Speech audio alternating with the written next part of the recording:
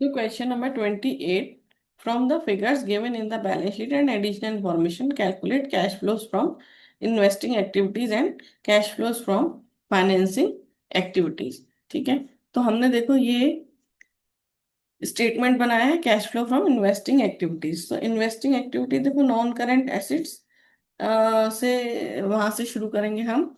तो उसमें हमें प्रॉपर्टी प्लांट इक्विपमेंट है। नॉन करंट एसेट्स में property plant equipment, note number 3। Note number 3 में जाएंगे तो मशीनरी है। तो मशीनरी का हमने अकाउंट बनाना है। So to balance brought down. So starting balance है 26 लाख। ये एट कॉस्ट है, ठीक है। यदि एक्यूमुलेटेड डेप्रिसिएशन का बैलेंस दिया है तो फिर मशीनरी अकाउंट एट कॉस्ट बनता है। और बाय बैलेंस कैरेट डाउन 25,50,000। ऐसे ही हम एक्यूमुलेटेड डेप्रिसिएशन का बनाएंगे। तो यहाँ आएगा बाय बैलेंस ब्रॉट डाउन, ये क्रेडिट में आएगा opening balance, that is 6 lakh. और क्लोजिंग बैलेंस आ जाएगा डेबिट में टू बैलेंस कैरेट डाउन 5,10,000। ठीक है। फिर एडिशनल इंफॉर्मेशन में दिया है कि एक piece of machinery costing 7 lakh was sold 5 lakh. Depreciation charge during the year 1,80,000। So ये डेप्रिसिएशन करेंट ईयर का है। सो यहाँ पर आएगा by statement of profit and loss account current year depreciation वो है हमारा 1,80,000। इस अकाउंट को क्लोज करेंगे 7,80,000। और 780 में से 510 जाएंगे तो 2,70,000। तो ये भी हो जाएगा 7,80,000 टू मशीनरी अकाउंट।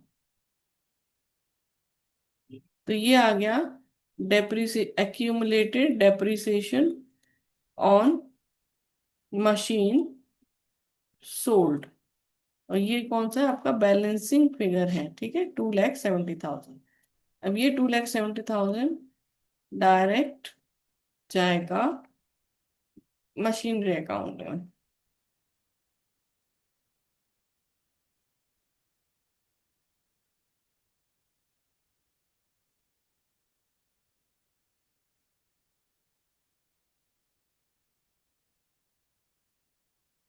तो कितना था, 2,70,000। क्या आएगा बाय एक्यूमुलेटेड डेप्रिसिएशन। फिर वो पीस ऑफ मशीनरी का देखो जो कॉस्ट था उसका, जो मशीन सेल हुआ है वो था 7 लाख। उस पर यदि डेप्रिसिएशन लग चुका है 2,70,000 का, तो उसका जो WDV बचा है, बुक वैल्यू बचा है 4,30,000। और उसको हम सेल कर रहे हैं 5 लाख में।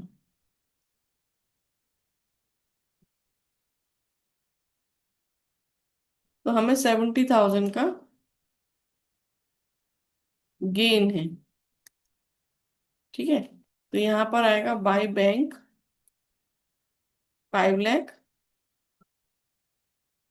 यहाँ पर आ जाएगा to gain on sale 70,000 to bank balancing figure. तो देखो 2,70,000 plus 5 lakh plus 25,50,000, 33,20,000 minus 26 lakhs minus 70,000। So 6,50,000 का बैलेंसिंग फिगर। इसका मतलब वो मशीनरी हमने परचेज किया है। ठीक है, 6,50,000 का। फिर उसके बाद देखो इंटेंजिबल एसेट्स है जिसका है नोट नंबर 4, तो वो गुडविल है। सो 1,50,000 से 2 लाख की हो गई है, मतलब 50,000 से हमने गुडविल भी परचेज की है। ठीक है, अभी देखो क्या क्या आएगा। मशीनरी परचेज्ड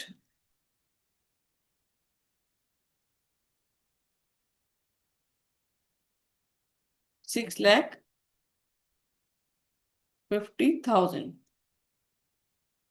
फिर हमने एक मशीन सेल की है 5 लाख। ठीक है, अब हमने गुडविल भी परचेज की है, क्योंकि देखो 1,50,000 से 2 लाख की हो गई है, तो 50,000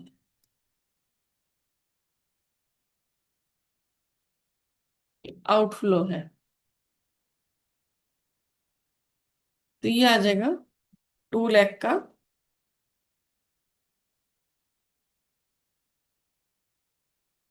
माइनस का। तो ये आ जाएगा net cash used in investing activity. फिर हम करेंगे cash flow from financing activity.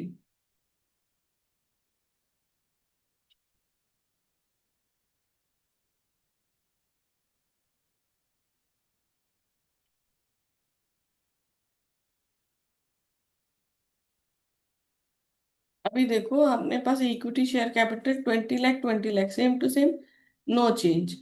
फिर reserve and surplus note number 1 में केवल प्रॉफिट एंड लॉस का बैलेंस है, तो वो तो ऑपरेटिंग एक्टिविटी में चला जाता है। लॉन्ग टर्म बोरोइंग्स है 8% डिवेंचर्स, 5 लाख से हो रहा है 4 लाख, यानी 1 लाख का रिडेम्पशन हुआ है। ठीक है, सो रिडेम्पशन ऑफ 8% डिवेंचर, तो 1 लाख का रिडेम्पशन है, प्लस वो हो रहा है प्रीमियम पर। अ, ठीक है, सेकंड पॉइंट में दिया एडिशनल इंफॉर्मेशन में 5% ऑफ 1 लाख, यानी 1,05,000 का पेमेंट आउटफ्लो। फिर करंट लाइबिलिटीज है जिसमें कि बैंक ओवरड्राफ्ट है, तो बैंक ओवरड्राफ्ट एक फाइनेंसिंग एक्टिविटी है। सो 2 लाख से 1,50,000 हो रहा है, डिक्रीज हो रहा है, यानी कि हमने उसका पेमेंट कर दिया होगा, तो आउटफ्लो हो जाएगा डिक्रीज इन बैंक ओवरड्राफ्ट 50,000, उसका पेमेंट हो गया। ठीक है, अब उसके बाद है शॉर्ट टर्म प्रोविजंस। तो शॉर्ट टर्म प्रोविजन में तो टैक्स है, वो ऑपरेटिंग में जाता है। फिर प्रॉपर्टी प्लांट इक्विपमेंट, ये इन्वेस्टिंग हो गया। इंटेंजिबल एसेट्स इन्वेस्टिंग हो गया। फिर करंट एसेट्स, और ये सब नहीं आएगा, ये सब ऑपरेटिंग का पार्ट है। ठीक है, अब interim dividend paid on equity share capital was paid at the rate 7%।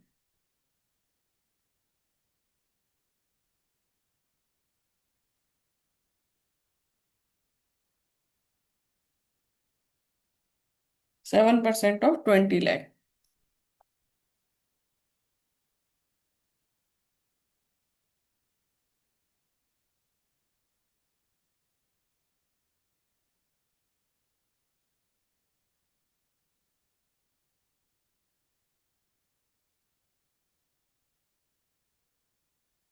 एक है डिवेंचर का इंटरेस्ट पे किया हुआ, डिवेंचर इंटरेस्ट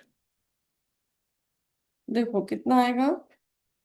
डिवेंचर से अपने पास हम यहाँ पे निकाल लेते हैं, working note number 2।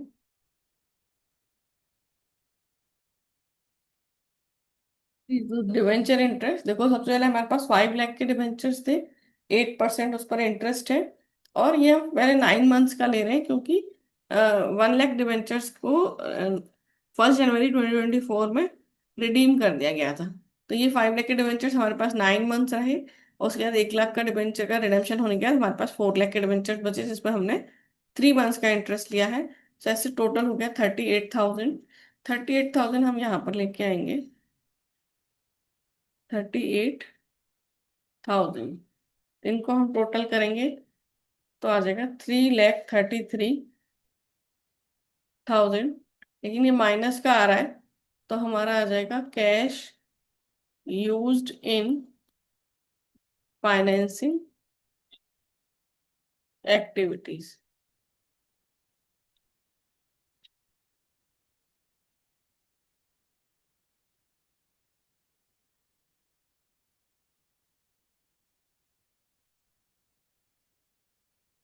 The question done.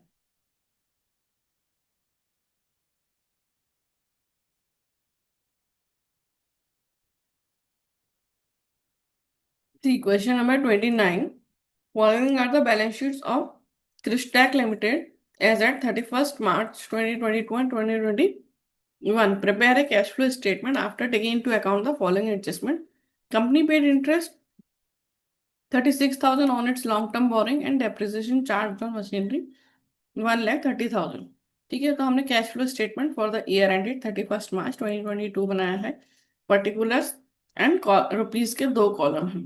तो हम स्टार्ट करेंगे cash flow from operating activities.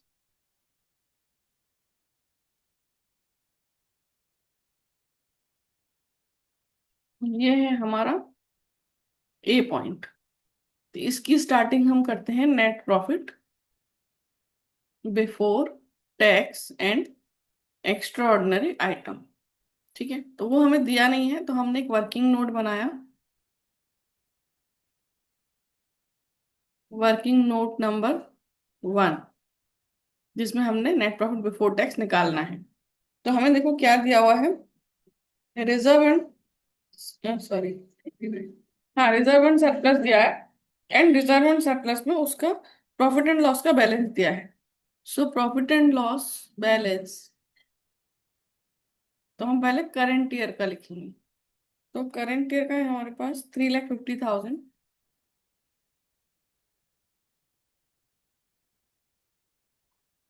फिर प्रॉफिट एंड लॉस बैलेंस हम प्रीवियस ईयर का लिखेंगे, 4 लाख। तो हमने क्या, current year minus previous year, तो 50,000 का लॉस आ गया, लॉस फॉर द ईयर। इसमें हम करते हैं ट्रिप, मतलब TRIP, मतलब टैक्स प्रोविजन। तो इस क्वेश्चन में टैक्स प्रोविजन नहीं दिया है। फिर ट्रांसफर टू जनरल रिजर्व, वो भी नहीं है। इंटरिम डिविडेंड भी नहीं है, एंड प्रपोज डिविडेंड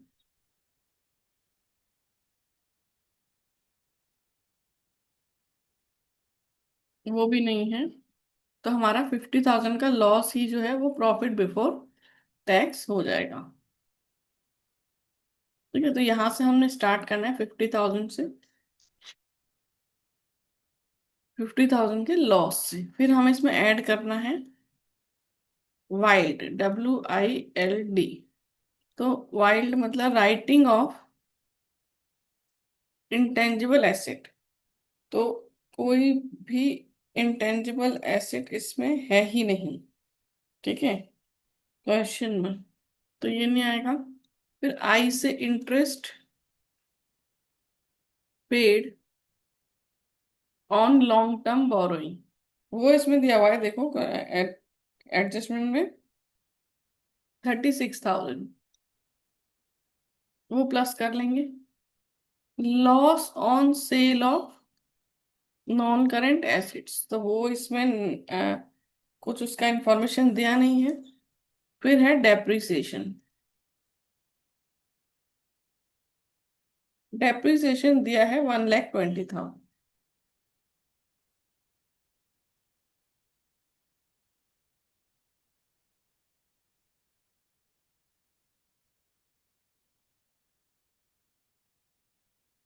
तो ये आ जाएगा प्लस माइनस करने के बाद 1,06,000।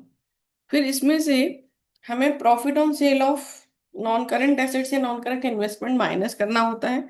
डिविडेंड रिसीव्ड और इंटरेस्ट रिसीव्ड यदि कुछ होता है तो वो भी माइनस करना होता है, लेकिन इसमें है नहीं। तो फिर यही आ जाएगा हमारा operating profit before working capital changes. अब इसमें हम वर्किंग कैपिटल चेंजेस करेंगे। सो ऐड करेंगे हम डिक्रीज इन करंट एसेट्स।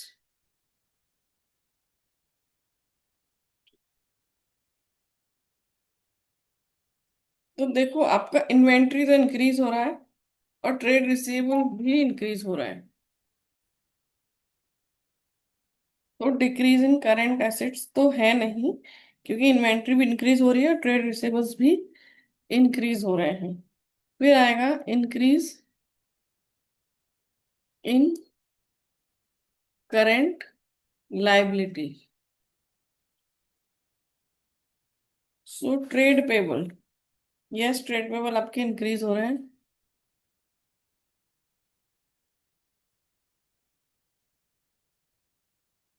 10,000 से।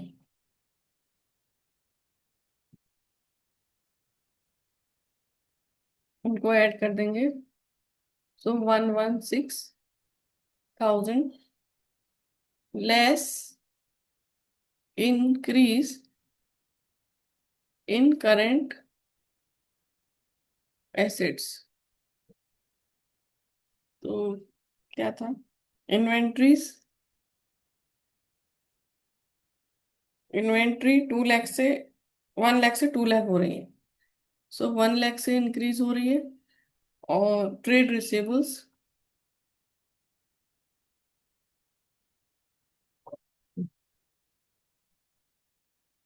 310 से 230, 80,000 से इंक्रीज हो रहे हैं।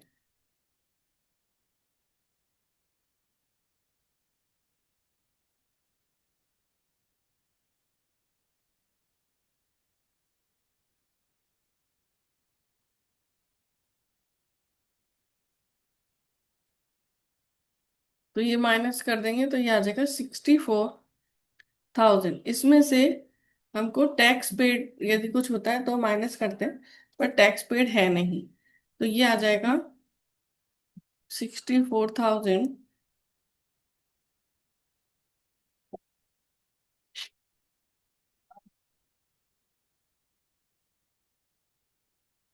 कैश यूज्ड इन ऑपरेटिंग एक्टिविटीज। ठीक है, ये हो गया ए पार्ट। इसके बाद हम करेंगे B part, cash flow from investing activities.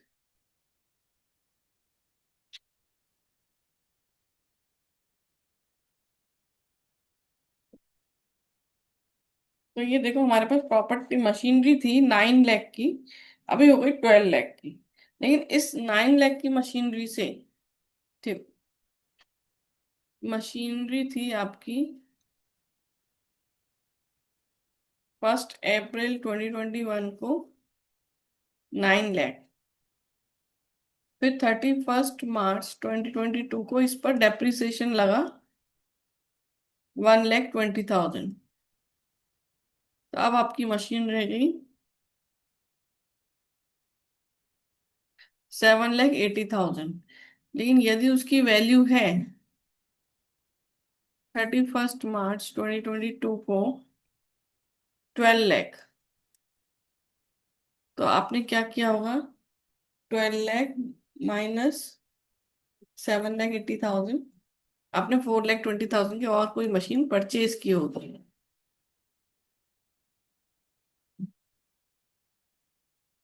तो 4,20,000 यहाँ आ जाएगा आपका।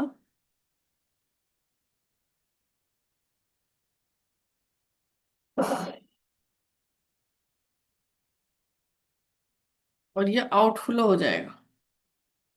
ठीक है। और तो कोई प्लांट एंड मशीनरी है नहीं।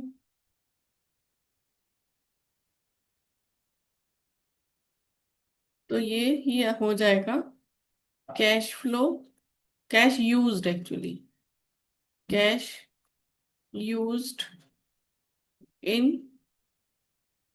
Investing activity, B part 4,20,000। ठीक है। अब करेंगे सी पार्ट।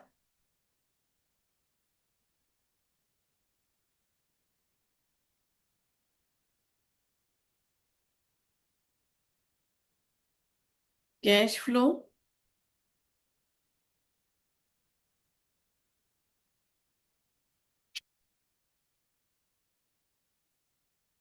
फ्रॉम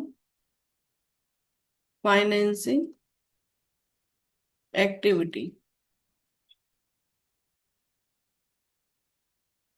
देखो अभी आपका शेयर कैपिटल है 8 लाख से 12 लाख, तो ये हो जाएगा issue of share capital 4 lakh. फिर लॉन्ग टर्म बोरोइंग 350 से 440, यानी 90,000 से ये भी इशू हुई है। सो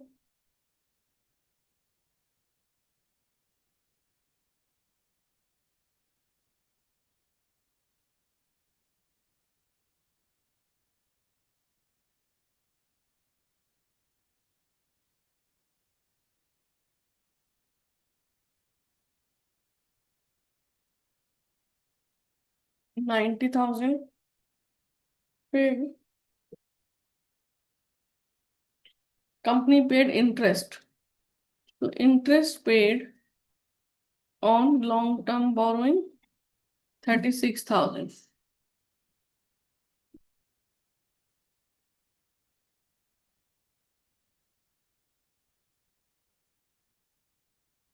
इसको हम टोटल कर लेंगे, तो ये आ जाएगा 4,54,000 cash flow from financing activity. ये हो जाएगा सी पॉइंट। अब हम करेंगे नेट कैश इंक्रीज और डिक्रीज।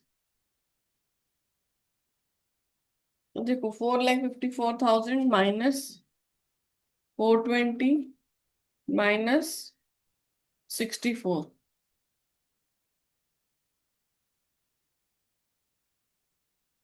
ये आ जाएगा माइनस का 30 डिक्रीज। इसमें हम ऐड करेंगे ओपनिंग, ये है A+B+C।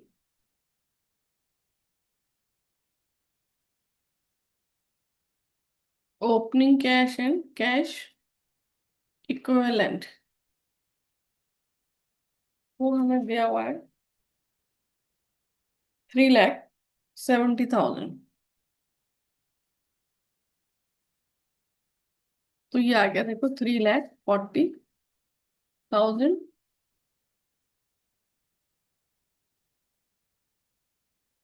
क्लोजिंग